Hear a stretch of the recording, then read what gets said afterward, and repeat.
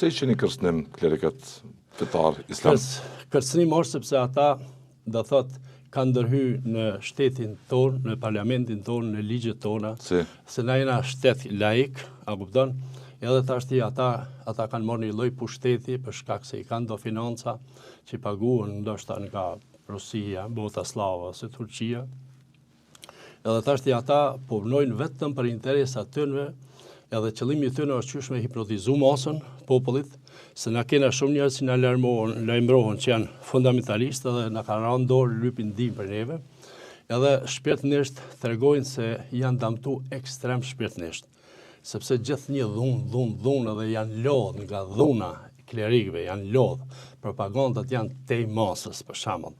Tash për shembull imagjino, për shembull nxitnim fanatizmin, ligjerojmë fanatizmin mbi. Ligjëratat janë vetëm për fanatizëm, për ekstremizëm, nuk ka kurrë do të bëj as me Zotin. Po të gjithë ashtu. As me besimin në Zot o no.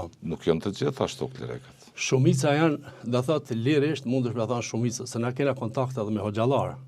Ka hoxhallar për nuk uzojnë mu publiku, hoxhallar as ata fundamentalistët nuk uzojnë mu publiku se ende janë të shtypur.